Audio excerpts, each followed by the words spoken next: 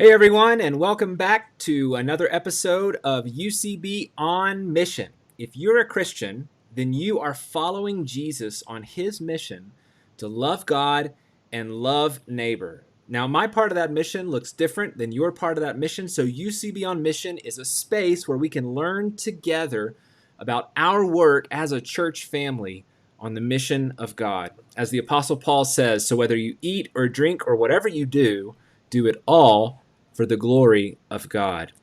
Thanks so much for joining us today, everyone. It's great to see you showing up here in the live chat from the Youngs, and Victoria's here. Today, I have the special honor to introduce our guest, Dr. Ingrid Quintana. Ingrid, let me pull you up here on the screen. There you are. Okay, you're on the screen. Ingrid, thank you so much for joining us today on UCB on Mission. It's great to have you. Hi, Andrew, and thanks for having me. Yeah, absolutely. Okay, Ingrid, let's just jump right in because I'm very interested in what you have to teach us today. I want you to introduce yourself to our audience for people who may not know you. So just tell us a little bit about yourself, where you're from, education, where you've lived, a little bit about your family, and where you work. Okay, well, my name is Ingrid Quintana. I was born in Bogota. I studied architecture at National University here in Bogota too, La Nacho, many years ago, I would say. And 1 year and a half after receiving my degree as an architect, I moved to Paris and I studied there two master's degree. Actually, it was kind of crazy. And I also worked there as an architect, but for a few time in architectural projects.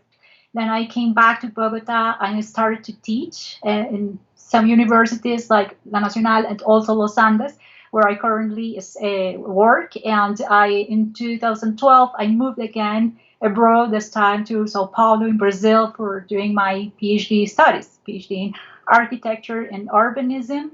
So I'm officially based in Bogota since 2016, and at that time I got a tenure track at Los Andes University, and I'm also a member of UCB. I have been serving as a deacon for more or less 3 years and a half now. That's great. So you have lived in Brazil, you've lived here in Colombia, and you've lived in Paris. Yes. Fantastic. And of course, you travel all over the world doing presentations and speaking at events. And I guess promoting your book, which I'm going to try to pronounce, okay? Ingrid is the author of the book Hijos de la Fruiterie. Is that close? That's correct. What, say it again. Rue de Sèvres. Ugh, my French is miserable. I'm so sorry. I'm so sorry to all of our French viewers. They just logged off, so my apologies. Yeah. So Ingrid, tell us a little bit. What is an architectural historiographer? Yeah, I think that the correct term in English is his architectural historian. Okay. So, well, I think it has a lot of to do with my performance as an educator, because above all, I think that I am an educator and I'm passionate about architecture. So my job is transmitting this passion to my students and also to big audiences. So that's why I'm also a curator of exhibition. But the way I do this is through the history of architecture. So defining what an architectural historian does is really tough and is relatively a new field in the social and cultural studies. For a long time, the history of architecture has been written by historians of the art rather than architects. So architectural works were treated as mere objects, like classified by styles or by periods. So there were not like concerns of social, political, and economic dimensions, among other dimensions that shape the way that we used to build our cities, or that we currently build our cities. So we historians, or architectural historians like me, or people that for example, have a training as an architect, right? I have a diploma of architect, and decided afterwards to meditate on those processes. But there's also historians trained as historians who decided to focus on architectural phenomena. And you probably are um, ask me if I am an artist, and yes, I also think that I'm an artist, but not because I create things with my hands necessarily, but because an artist is always reflecting on the facts that visually shape the world where the artist is. So that I think that architectural historian is doing that all the time. So you get to wear different hats. You'll wear your artist hat, you wear your architecture, your architect hat, your historian hat, your educator hat. I think that all is a big hat. Yeah. Okay, that's just one big like Yeah. Texas-sized hat. Very good. Very good. We've got folks logging in here on the live chat. The Lushers say hello. They compliment my very excellent French. Listen, on the live chat, if you have questions for Ingrid, by all means ask. I know Jonathan and Ingrid had a nerdy exchange over architecture when Jonathan was on the program, so feel free to jump in with questions. We'll do our best. So Ingrid, I want to shift over to my favorite segment, which is Questions from a Kid. We're going to have my son Fox ask you a few questions, and you're going to have to answer him in the way that an 8-year-old can understand them, okay? Cool. It's time for Questions from a Kid.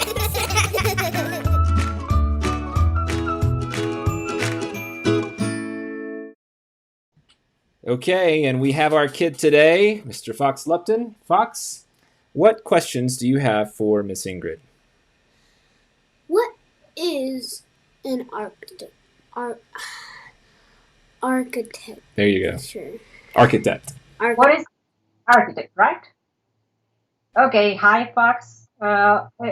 It's the question. That is the question that several people have been trying to answer through the centuries, I would say. So I think that there's no an agreement, but I will try to explain also through some illustrations that I brought. So please, Andrew, can you open the presentation I gave you? I sent. Thank you. Okay. Okay. Sorry, I can see your screen. So, for example, some experts. I'm going to put it also in my computer for knowing what I'm talking about. So, for example, for some theorists of architecture, those serious guys that study the theory of architecture, they have given answers like this one: architecture is the most scientific of the arts and the more artistic of the sciences. Can you move to the next slide, please? So other people have said that architecture is like frozen music, which is beautiful. I think that's a sentence and a quotation from Goethe, the German thinker and writer. Or can you move to the next one, please? Some people have said that this architecture is the meeting between history and geography because there's a lot of culture involved here. And other people have even said that architecture is your second skin, is your shelter, no? So what is this that we're looking at here? Well, this is an illustration from I think 18th century treatise of architecture from a French guy, a French theorist who was called Marlogier. That's cool. And what is this? He's asking what is the green field? The basic architecture, which is a shelter, which is having some wood from trees and having a place, a dwell in this case, no, a very basic dwell. So these are probably my favorite definition. You can just close the presentation or stop the presentation in this part, because these are probably my favorite definitions among hundreds of definitions of what architecture is. But if I have to give you my own definition, which is very hard, I would define architecture as the spaces that we humans create to dwell. So it has to do with way more than buildings. It's, for example, the room where you and your dad are right now. That room has some properties that affect your emotions, your health, or your life in community. So it also has to do with the different, what we call scales, which is the relationship between the body of your size and the size of your body or the size of the space that surround you. No? So that's why architects work on, for example, building houses or conceiving houses, but also conceiving neighborhoods or cities or even countries. That's what we call urban planning, right? So that would be a definition. And I finally think that architecture has also to do with beauty, which is not a superficial aspect to me, because it's a sort of agreement that a specific community does as a response to a specific needs of its time and its geographical place. Cool. Sound good? So it's building the places that we live as humans and as individuals. Sound Just good? like you said at the church, Is that what I said? where you were gonna make people build. Oh, right, whole right, house. right. Yeah, something like that. A little bit like that. By the way, I miss the temple. I miss UCB, Yeah. the building, but because I love it. Yeah, we just exercised. We just exercised down there to check on it. Everything is good, didn't we? All right. Oh. What's your second question, Fox?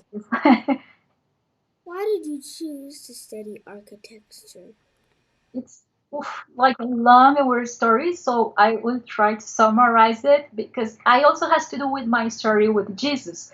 Because when I graduated from high school, I wasn't a Christian, so I was very young. I had no idea about what to do with my life at that moment. I had no passions, I had no goals. So I only knew at the moment that I liked to draw. So, for example, Jeremy told us in a previous episode of this show that I liked to draw mangas, which was true. And I also knew that I wanted to travel around the world, but at that time I had the money for doing that. So, and I also had the pressure for getting a diploma from a serious career. So, I think that there's a big problem in education in general. So, mainly here in Colombia, that you are 16 years old, you graduate from high school, you have to make a choice under pressure for the thing that you're going to do for the rest of your life, and you have no the opportunity of exploring. So I had no that opportunity, but I thought that architects were like cool people that were earning a lot of money, which is not true, and also people that were doing something easy like decorating the stuff built by engineers, which is not true too. So I decided that it was a good option, and I had to draw there, so it was cool.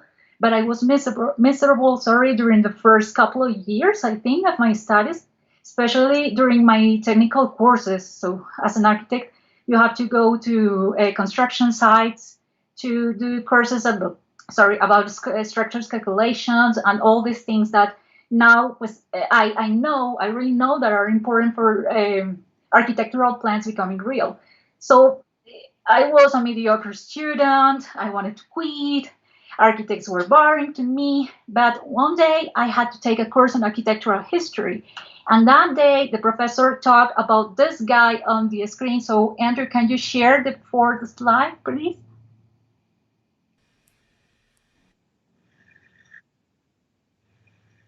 Okay, sorry.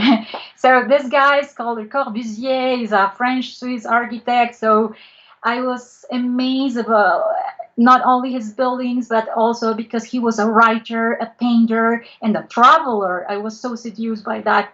So can you move to the next slide, please? So we can see him here in Rio de Janeiro, which is a city that I love. At that time, I hadn't met that city. I haven't visited that city. So I actually, yeah, and the most exciting thing probably it was that he never attended a university. He was self-taught. He became an architect by observing the world carefully through his own eyes. So it was fascinating to me. And in that moment, I noticed that architecture was a very rich field of knowledge. And I hadn't necessarily to do with wearing boots and going to the construction site. So it was very, very encouraging to me. So it's more or less the story. That's cool. Oh, I became an architectural historian, I would say, rather than an architect. And she even drew it in her own way. Well, Ingrid didn't draw this. This is No, the guy in the picture, Le Corbusier. Yeah, the Frenchman drew this. The one that is holding the book. I think it's a notebook, actually. All right. So you can close this slide too. Great. Andrew. All right. What's your last question? Who's your favorite architect? Can you show me some pictures of his or her work? Good job. Well, unfortunately, I have no here pictures of women architects because I have no time for showing all of them. It's a hard choice saying that I have a one favorite architect. So I talked about Le Corbusier because it kind of shaped my vision of architecture, and he actually achieved the history of architecture in the 20th century. But I will tell you about three architects. Probably it's a lot for this show, but I wasn't able. I couldn't pick one single architect. So the first one is obviously Le Corbusier, due to the reasons that I already told you. But I would like, Andrew, can you go to the sixth, please? When I'm up here. Um. Oh, I think I did something wrong in my presentation. So can you move up to the 10th, please? So this is a chapel by Le Corbusier. So people in France, this is in East France, in a city or near a city which is called Ronchamp. So people in France used to say, "Oh, this is a ugly church. Has nothing to do with Gothic churches," which is true, right? It's like weird church. But when you visit it, probably the pictures can't tell everything about what you can feel with your fifth sense when you are there. So if you are in the 11th slide here, for example, you can see that it's an amazing way the light affects you, the colors of the church, and even the relationship of the church with the landscape. So, can you move forward to the 12th and 13th slides, please? So you can see here the windows, the pictures in the windows, and also the relationship with the landscape that we saw in the. Sorry, I did a big mess here, but it's on the slide 10. So here you can see that powerful image of the church in the landscape in the midst of the mountains. So I think that's true. And Le Corbusier used to say that architecture is like a soap bubble which burns from the inside out. No? So it's very different to the image that we have of architecture, like the art of decorating facades.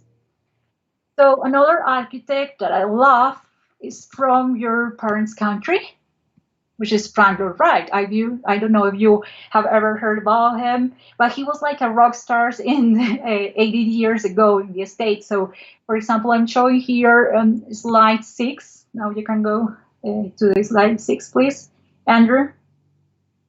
I also love this architect because of his stories. I love stories of people, and he wrote an amazing autobiography, so I really recommend that. And what I like also is that most of his houses was like handcraft. He conceived every single detail of those houses, from the window to the carpet, and also every piece of furniture. So that's amazing. That's his house in Chicago.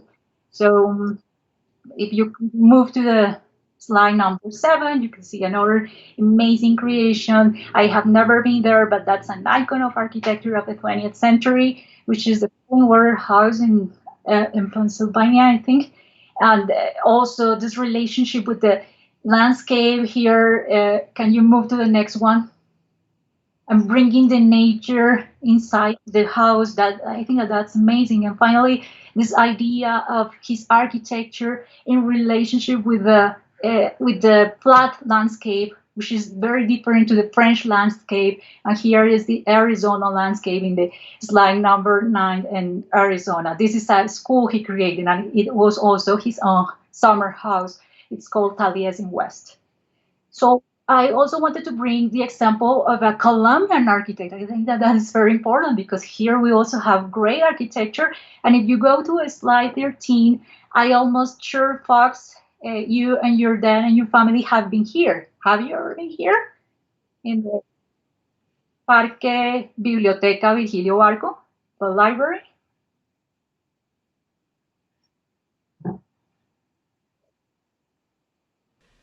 Okay, 13. yeah, I think maybe I need to go back one more. Ah, there we go. So, have you, Fox? Have you been there? I don't think you've been there, but No, we, but unless we have, that's but we, mommy and I have gone to concerts there before. Unless that's the place where they send a boat down that. Nope. Nope. Nope. But I have been there. Yeah, it's amazing. You definitely have to go when all this lockdown stops because it's an amazing place for kids. They love this place, and what I like from this place is that the architect, who was called Salmona. Well, I had the pleasure of meeting Salmona when he was alive. He died in 2008, and he and his wife Maria Elvira, who currently is my coworker, they created this whole park, all the landscape, the nature. They like did this play with the ground for hitting the city and displaying the mountains, as you can see here on the right, and also building these water mirrors that can reflect the deep blue of the Bogota sky that I miss the most when I'm here locked down. So I think that that's amazing. And can you move to 14, please? It can also happen with dwelling. For example, here this project that probably you have seen when you go downtown. Here you have the Plaza de Toros, and behind you have this beautiful park towers, las Torres del Parque, and those are beautiful not only because of the skyline they built, but also because they are giving like areas from their own property to the city for giving them just like a gift for free spaces for having community life and for connecting with the park, the Independencia, for creating a big continuous park. So I think that all that is amazing, and that's why I love this kind of architecture. Yeah, that's really cool. Thank you, Ingrid. Okay, Fox. What do you say to? Thanks. Did you learn something? Mm-hmm. Yeah. First, I didn't even know architecture was a thing. Right. Yeah. Architecture is definitely a thing, and it's a fascinating thing, and it tells us a lot about ourselves as humans, which I'm going to talk to her about now. So thank you for your help, buddy. Appreciate it. Close my door when you go out, okay? Okay. Great. All right. So we've got some people chiming in on the live chat who are very proud of you. Anna and Jonathan. I'm guessing maybe it's just Jonathan, or maybe it's Anna. They visited the Kaufman House in Pennsylvania, and that they thought that was really cool. Oh, I'm so envious. Yeah. It's the one that I haven't visited yet from the I show you. Well, you have to get up there sometime. Okay, Ingrid. So in your book, which I have not read, but you talk about a renewed vision of Latin American architectural history. What does that mean? What is the present vision of the history of architecture here, and what needs to be renewed about it? Okay, well, let me talk a little bit first about my book. It is very important to me, that book, because it was like a first book. I had other publication, but this one is a product of my PhD dissertation. So the reason why I chose that subject of research was because as I told you, was at the beginning a big fan of Le Corbusier, but while living in Paris, I asked myself the big question, which was, okay, what has this European guy to do with me? That a guy who lived 50 years ago, so or died 50 years ago because he was born in 1897. So I discovered that several young Colombians had worked with him in Paris. And when I was looking at his archives, also in Paris, for my master's thesis, I noticed a whole network of Latin American interns had worked with him. So coming back to the question of historiography, historiography is the ensemble of historic studies or of a specific field. So in other words, historiography is the way histories have been told. So in architecture, as in many other areas, history has been written top bottom, let's say, like Right. that's it means that it has been written from the point of view of colonizers or powerful people, or from the heroes or the winners of these stories. They are telling us the history of the world. So as a student, I always heard that everything started in Greece or in Rome, and that Western Europe was the place where everything was created, and that they always influenced the rest of the world. What this means is that we were stating that we weren't able to create. and that our local production is a less good version of the European works. And currently, I'm absolutely against that vision. There's another problem with the historiography of architecture, and it's the canon of works, the books that have been used for communicating the architectural history. Most of them are overviews written by English or American historians. We need to decolonize our histories and to understand architecture as a big phenomenon, which involves, as I said before, way more than building objects. There are industrial processes, social interactions, political factors, and even no fancy issues that have shaped our built environment, as racism and segregation of women in the architectural practice. So, for coming back to my book, that book is an attempt of narrating the story of an important guy, Le Corbusier, and his works, not from the influence he had, but from the impact of a group of young Latino architects, from a group of kids that work there. Like it's like an idea of infiltration. So that's why it contributes to a renewed vision of Latin American historiography. Yeah, that's really cool, Ingrid. That's fantastic. And probably we need to decolonize a lot more than just the historiography of architecture. We need to, I mean, the books that I read typically are North American or English, Dutch, French. Yeah, they're Western, and we're missing out on, well, a very large section of the world if we limit it, if we limit our knowledge to those. Talking about history, it can even be Latin American, Colombian, for example, but written from those schemes, following those schemes. Okay. Okay. So, do we shape architecture? Does architecture shape us? Is a little bit of both. What do you think? It's both. Definitely, it's both. It's clear that we shape architectures. You don't need to be an architect for building, and most of our Latin American cities are built by no architects. That's pretty obvious. That's one of the conditions of informality. I don't know if that expression is correct in English, but it mainly, I would say, shapes us all the time. And I think that this lockdown has been a perfect opportunity for experiencing that. You in your house, you can tell the distribution of a house affects the way you interact with your housemates. It can, for example, discourage or encourage corporate activities. The views you have from your window can affect or benefit your mental health, your humor. The way the sun enters to your room impacts the hygiene of your house also. And the collective space of your conjunto can promote collective work or create violence among neighbors. So I recently wrote a piece of opinion in the Los Andes newspaper talking about the crisis of modern architecture and collective spaces during the pandemic. So I recommend you, if you are interested in that subject and knowing much more about my point of view, which is not from an expert because those are my very specific areas in architecture, but you can read it and know more about it.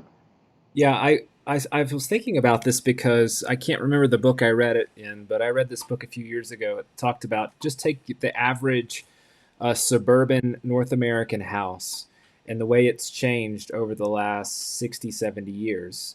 You know, the focal point used to be on the front porch, your front patio, where you would spend your time. You'd sit out there during downtime. You'd have a picnic table in the front of your house, and you'd engage your whole neighborhood. Everybody in the cul-de-sac, you see everybody. And then over time, the common space moved to inside the house, and you had this big dining room or this living room, family room area where you would invite people into your house, and that's where you would spend all of your time. And I can't remember exactly the punchline, but it was something like, now in the last 20 years or so, you've seen the largest house or the largest room in the house, the focal point of the house is the master bedroom where mom and dad go and escape. They've got a fireplace in there, they've got a big bathroom in there, they've got a sitting area in there, their bookshelves are in there. And you see, I don't know if the house is following society or if society is following the house, but people are spending time by themselves, isolated even from their own families, but especially from the rest of their neighborhood. And the shape of the houses reflected that. And I found that so fascinating.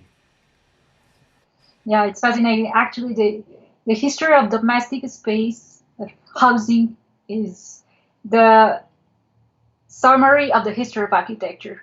So if you want to have a taste of what history of architecture is, go and check those pieces, check those works. Um, Ingrid, I want to ask you how you're a part of the mission of God, but since you mentioned the lockdown and the quarantine and how it's affecting uh, citizens, how do you think this is going to shape the way we build cities for the future and the way we live in cities? It's a tough question.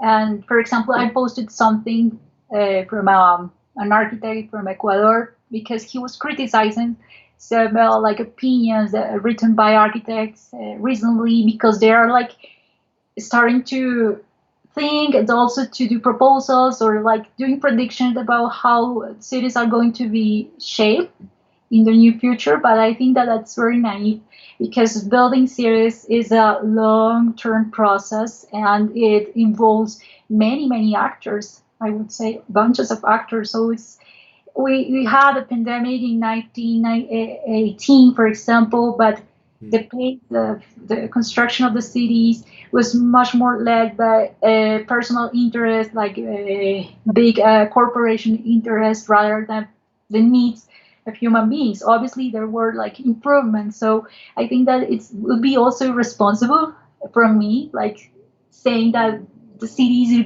are going to be shaped this or that way. But what has been great from the pandemic, if I can say it that way, is that we are taking consciousness of the spaces we live in, and also the impact of a lockdown in the public space, because we were moving toward a more collective city where like a collective interest started to go over the personal interest. So, for example, we have done great improvements in the way we move, transportation, and means. So I'm afraid that we are going to go back and we are going to privilege the individual features, and the car is going to be the starring again, like it was in the 50s, mainly in the American series, with all those big infrastructures built for cars and malls, and just we're going to lose a lot of that. We're starting to have fear of sharing and sharing in the public space. So I'm afraid of that, but I can't tell you how our cities are going to be shaped because it doesn't depend only on architects. Of course. Yeah. I definitely see that use of the car coming back. I mean, my family's not on the car for 5 years, and one of our takeaways is, well, maybe it's time for us to buy a car. One, because our family's big enough that we don't fit inside of an Uber or a taxi anymore, and but yeah, it's having our own space that where we control everything about it and not sharing travel spaces. That's changing quickly. That has changed very quickly. For domestic architecture, for how we, let's say, people are going to be remodeling their apartments, their homes.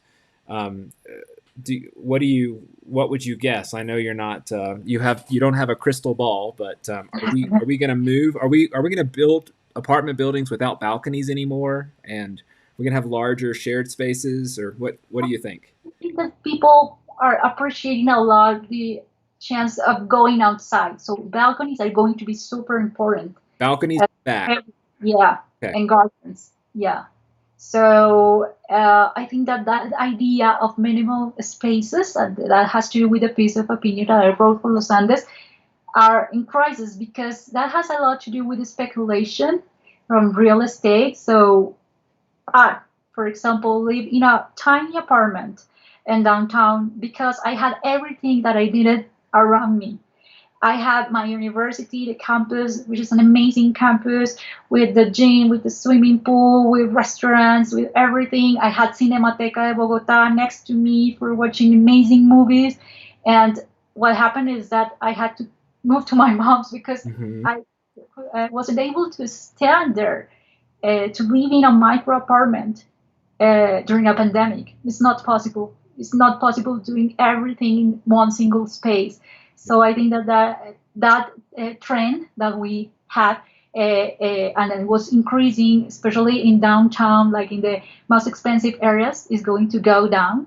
I'm amazed because many people is moving during this lockdown time, which is weird. Many people are renting bigger houses and moving with their kids because the house became the office, but also became the school. So I think that that's interesting, and I think that people is going to start to do an effort in order to move to a suburban way of living. Yeah. I would say. I'll be very interested to see how Tenjo, La Calera, Madrid, all these places that are on the outskirts of Bogota, if there is a mass exodus and there is a suburbia that is formed from this pandemic. I don't have any answers. I can't guess. I'm not prospecting but it's going to change things. It'll be fascinating to watch it, how we live in the space we have. Okay, Ingrid, I want to ask you the question I ask everyone on our program. How is your mission a part of the mission of God? Well, I think of my specific work as a scholar is to show God's mercy and justice in the way I accomplish my duties. So I work in a secular university. Los Andes is secular. It's very diverse in terms of beliefs. So it is not allowed to preach the gospel. And I was not gifted. I'm not a preacher, so I wouldn't dare to do that in a class. That's not my goal. So it's very interesting because I wasn't a Christian when I started to study architecture at La Nacho. I remember that I hated those Christians who came to me and barely greeted. And right after that, I started to preach. So, oh no, it was like awful. And today, I respect that kind of evangelism. But what was effective to me was the testimony of transformed lives. In my case, my father's life and testimony. So what I try to do is give testimony and be light and salt, making the difference, being excellent before my big boss. Obviously, I honor my bosses, but my big boss first. So it is not easy because one, I'm not perfect, and second, because there's many struggles in the scholar ambience. For example, that's the kingdom of big egos, and not in Los Andes. I'm talking about the scholar environment everywhere. Universities is a kingdom of egos. So trying to be humble is another challenge to me. But I think that it is worth it because students and coworkers can notice there's something different in you. Some of them have told me that. And it also opens the door to walk a little bit more about your faith in more intimate spaces. So as I've said before, I had no special vocation for becoming an architect at the beginning, but during my journey, I realized that I was difficult to find in Christians critical thinking and high intellectual level. Well, I thought at the beginning. So in fact, one of my favorite verses comes from Acts 17:11. So I'm going to write it here. So the Berean Jews were of more noble character than those in Thessalonica, for they received the message with great eagerness and examined the scriptures every day to see if what Paul said was true.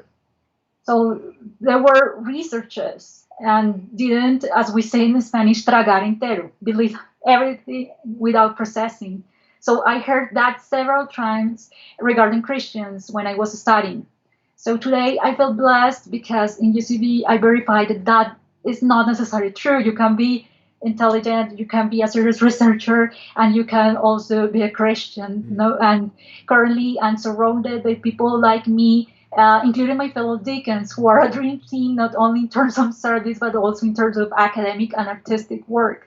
So I think that God placed me in a place where that is a strategic place where I can bring light to many students in darkness. And even if many of them certainly don't like my courses because I'm a demanding professor, they can't deny that I'm a committed professor and I try to be fair. So I try. I'm not saying that I'm fully fair. So as I probably, as you probably already noticed, is that my favorite character from the Bible is Paul, because I identify myself with him. He was not a good speaker, as you can tell, especially when you're not speaking in your native language.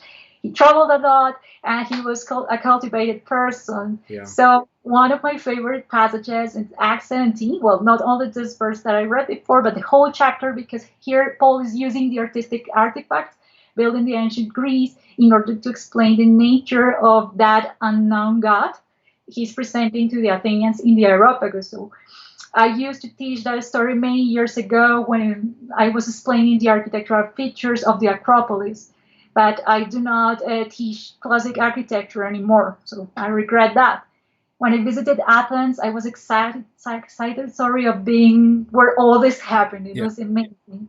So I also like to talk about the Revelation book for describing how the heavenly Jerusalem gave the guidelines for the first legislation on how to build Hispanic cities in the Americas, which is called Ordenanza de Indias. So it's like history from that point of view of the colonizer, but it's still cool to bring the Bible in those stories.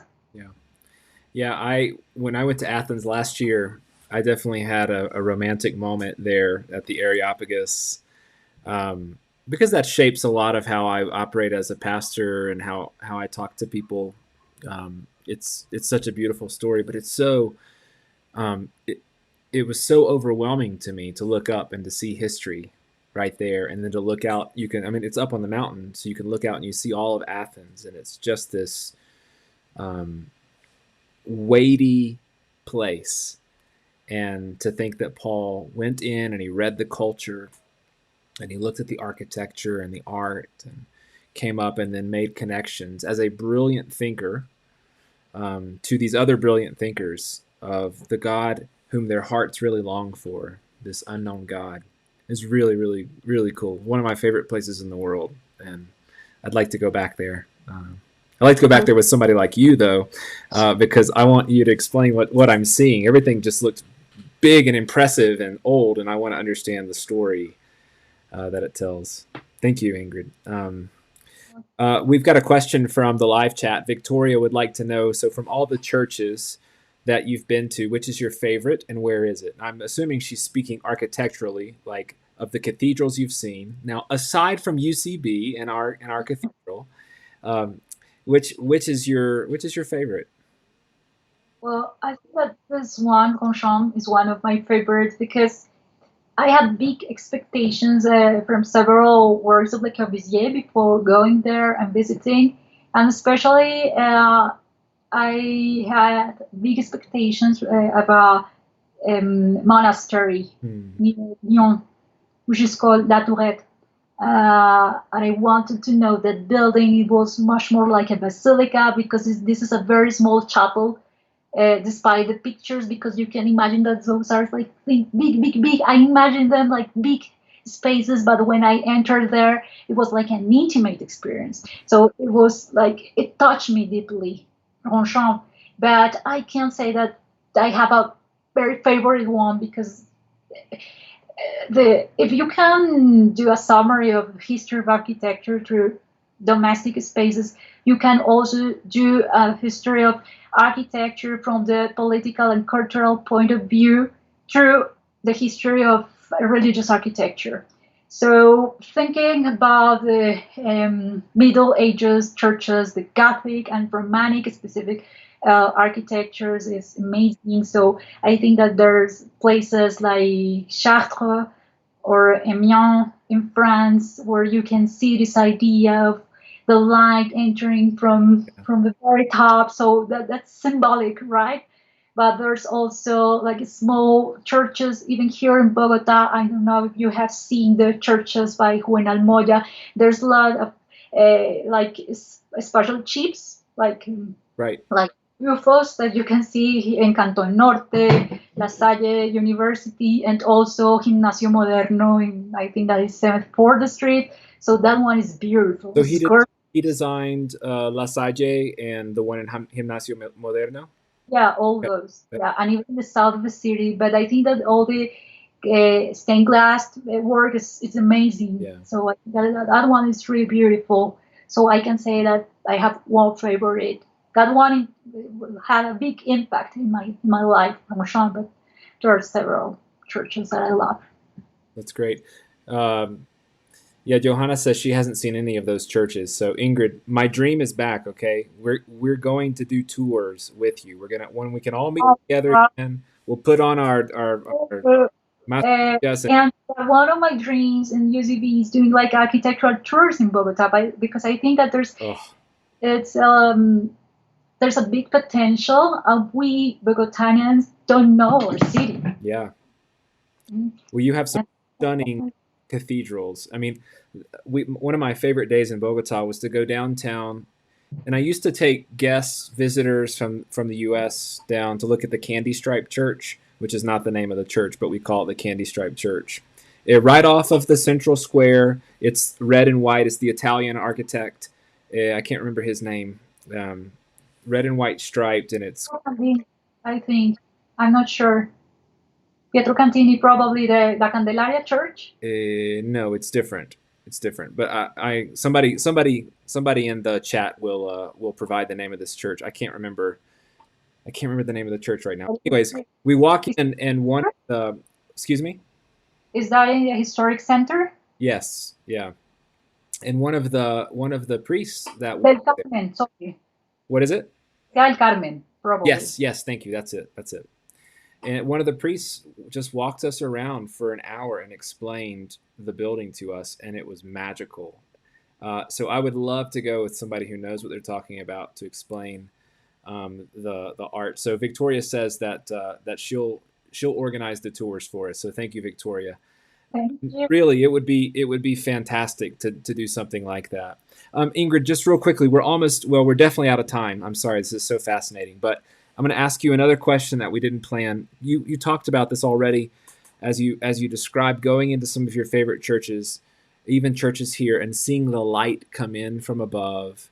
And can you just tell your average UCB person like me, what is it when you walk into a church building, a cathedral, even our sanctuary, what is it supposed to do to you as a worshiper? What is the architecture supposed to be doing to you? It depends, because it depends on your belief.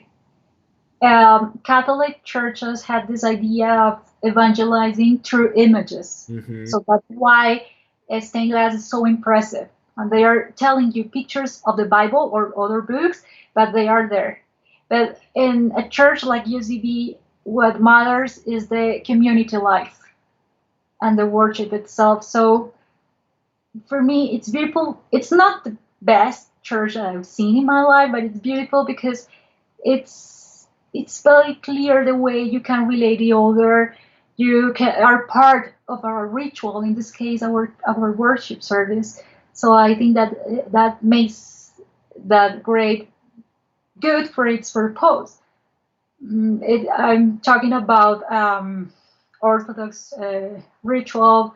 The configuration of the plan would be very different. Yes. It would be linear. It's called, that typology is called a basilica, but it would be rather like a centered space, because everything happens around the priest in this time, and it's like more community life too. So what I like from UCB is that it's like a modification of an original plan for a school. So it was very well done. Yeah. Yeah, there's more. We'll have to include that as part of your architectural tour to describe what the building is supposed to be doing to us. Yeah, I preached at this one church one time, Ingrid, in rural Illinois, and it was built by Bible Presbyterians, I think, and it was one of these churches where the pulpit is right in the middle of this round room. And so you're preaching and you're having to turn and talk to everybody, but the idea was the Word of God is in the center of everything we do. And so you would have the pastor stand in the middle of this circle. And it was really, really interesting and also a little distracting for me because I like to look at people and see who I'm speaking to. So I feel like I'm preaching, turning around, and yeah. Okay, Ingrid, Oh, I'm so sad that we have to finish our conversation, but we need to because we're way over time. So let me just ask you, what advice would you give to someone who is interested, a young person perhaps, in studying architecture or in studying historiography of architecture? I usually have to receive high school because that's very specific, and they also have to taste what architecture is before. So the only way you can do or know that is by exploring by yourself, being curious, asking always the good questions, and being persistent and courageous. I think that that's the most important ingredient. So young people usually have many fears before starting Mm. to study architecture, and mainly two. The first one is that they don't know how to draw. This is something I would say irrelevant because even if we are artists, we are not designed for becoming painters. Yeah. So drawing is only a means of representation of ideas of a space, as building models are or writing. So there are codes. We call that technical drawing. Some people learn that in high school. Otherwise, I will never get an architectural diploma because I like to draw, but it's not yearbook drawings. So thank God nowadays we have technical tools like AutoCAD or software that can help us do that. And the second fear is about studying architecture is that you don't sleep while you're studying architecture. That is not true. So the advice would be you have to learn to manage your time. But it's true that like most things that are worth it in this life, you have to invest time, you sometimes have to do some sacrifices. So the rhythm of work is usually very intense in architectural offices, as you have few time for developing a whole project in few days for an architectural competition. So that's probably why I prefer to stay in academia rather than in an architectural office because it's steadier, a steadier pace. Sorry. Yeah, thank you. Thank you. Okay, Ingrid. By the way, if you're interested in connecting with Ingrid or checking out more of her work, you'll see a link at the bottom of this video. Or you can get in touch with me and I'll make sure that you're in touch with her. And she can answer all of your questions or point you to some of the articles perhaps that she's mentioned that sound interesting. So, Ingrid, before we finish and before someone closes this video, how would you want them to pray for you while you are on mission? Well, I would like you to pray for wisdom and creativity as we teachers are facing a huge challenge in this transition to e-learning ecologies. So we passed through our first phase, the emergency remote teaching. So now we have to embrace our new reality, which is a new paradigm in education based on autonomy and digital resources. So we need to develop new curriculum and material for what we call asynchronic work, which requires a lot of time and energy. So pray for that. Pray also for efficiency, as we scholars usually have very intense schedules. We have to produce, and now we have also to respond to other activities like housekeeping, homeschooling for some of us, well, not in my case. So please pray for empathy also toward our students because being in a lockdown and being a teenager is not easy, and the experience of a design architecture is much more than staying in a classroom. So they have to have community life, living the campus, doing exercise, sharing free time with them, losing time. It's important too in life. So please pray for them, and because they are losing motivation for studying.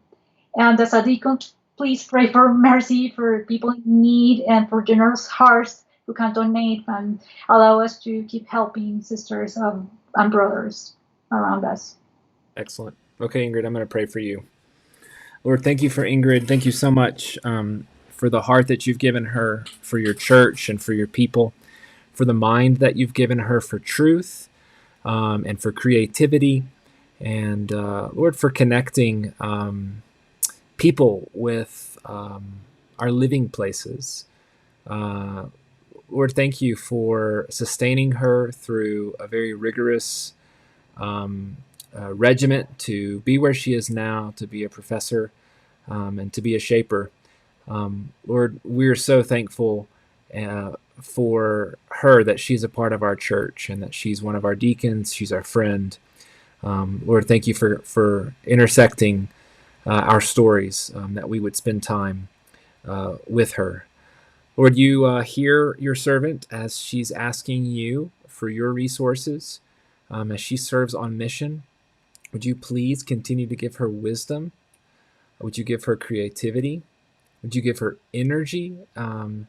Would you please give her empathy for her students and for her fellow professors and faculty members as they adapt to the challenges of a COVID-19 world and eventually a post-COVID-19 world?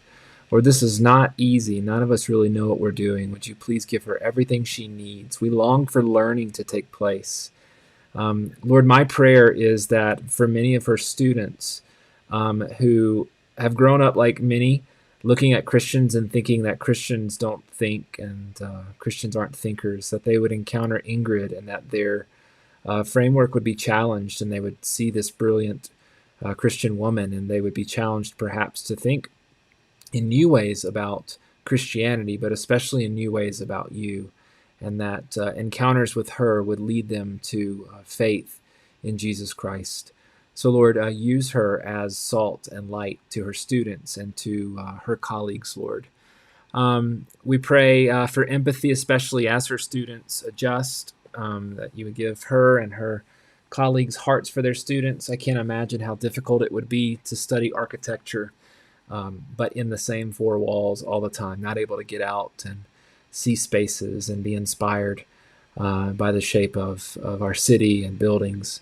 So, Lord, please give her and her colleagues empathy for students and sustain her students, Lord, that much learning would happen. And then lastly, as she serves as a deacon, would you give her a heart that looks a lot like your heart, a heart for the folks that are on the margins, a heart for those who are struggling and suffering in this season.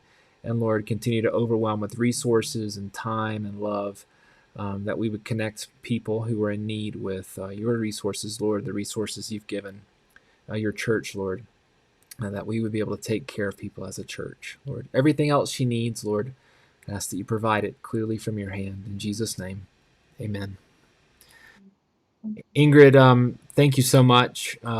As your friend, as your pastor, we're very, very proud of you as a church. Proud of what you do. Keep it up. And thank you so much for joining us on the program today. Thanks again for having me. Absolutely. That's all the time we have today. Thank you again for joining us here on UCB On Mission. Don't forget to like this video, subscribe, share, turn on notifications. We'd love to pass around this fascinating interview with your friends and your family as they would find it helpful and inspirational. And remember, if you're a Christian, you are on mission. What will that mission look like for you this week? Let's talk about it soon. Bye-bye.